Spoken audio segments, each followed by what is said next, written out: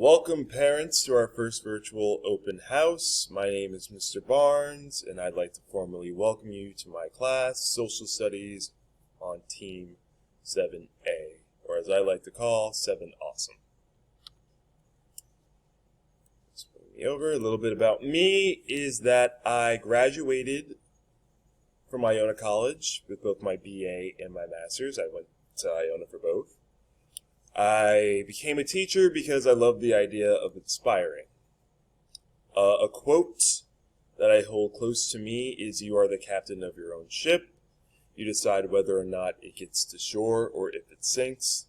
I normally give that speech when students ask me, "Why did you give me this grade?" It's, "No, I didn't give you this grade. You earned this grade." So that kind of delves into a little bit about my teaching philosophies. So my number one philosophy is that we can do it in this class. As I told your children the first day they entered, is that they've already gone through extraordinary circumstances. So there's nothing in this class that I'll throw at them that they can't handle. The work we do in this class is important. So anytime they say, "Well, when will I ever use social studies?" Just turn on the evening news, and then you'll show them why we need to study social studies. Every day is a brand new example. So the work in this class is very important, from studying the Native Americans, coming all the way to us ending with the Civil War. It's important for understanding how our world acts and exists today. And I will not give up on them. I believe in them. We are in this together. It's not me against you. It's us against the work. And I really want to enforce that. So these are a couple of the topics we're going to be learning about this year in social studies. We're going to be talking about the first Americans, Native Americans, European voyagers, colonies in the Americas, Declaration of Independence, American Revolution. We're going to spend quite a bit of time on the Constitution. We're going to spend some time on my favorite topic, Manifest Destiny. We're going to see America move westward. We're going to examine life in the West, Gold Rush, Reform Era, and then we're going to end on the Civil War. So this is a breakdown of grades. I basically split this off, and everyone in the social studies department has split this off into 50-50. So assessments are 50%. That means quizzes, projects, tests, and quarterlies. These are worth 50% of your child's grade. As for student work is the other 50%. So that means classwork, class discussions, and notebook checks. These would count towards the other 50. I have a 1-week deadline to turn in late assignments. So if it was due on Friday, you have until next Friday to turn it in, or it gets thrown into the grade book as an automatic 40. So it's a 1-week deadline to get in any late work.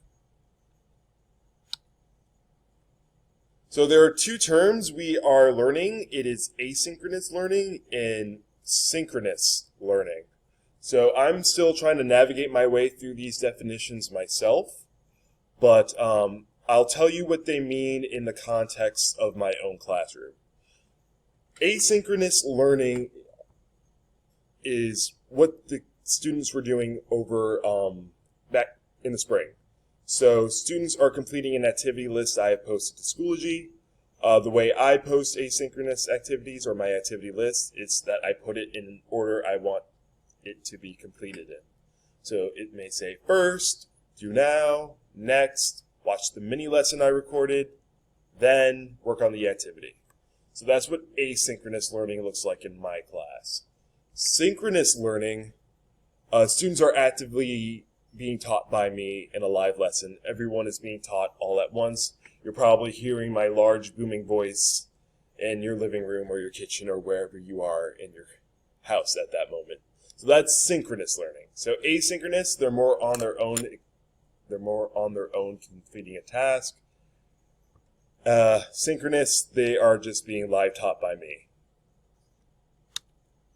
So what should my child bring to class? First, always bring an open mind. That's never hurt anyone before. Second, and most important, is a charged iPad. We've negotiated that iPads need to be charged every night, because if their iPad goes off here, they can only work on a paper copy, but it would also take away from some class time and some group work that they could potentially engage in since their iPad is not working. So how will your child get work if they are absent in my class? All work is in Schoology. My do-nows, my recorded lessons and activities, they are all in Schoology. You just need to go to the folder from the class they missed. So if they were absent on Monday, they'll go to Monday's folder, they'll find the date, and they will work on the assignment. So how to contact me, this is my email, najibbarnes@white plains city school district.k12.ny.us.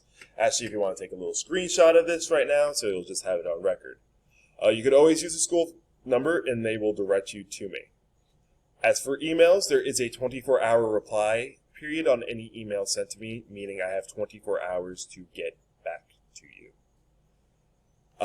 So I hope this was informative, and I hope we're having a good time on our first virtual open house. I look forward to meeting you sometime in the future. Thank you. Have a good night.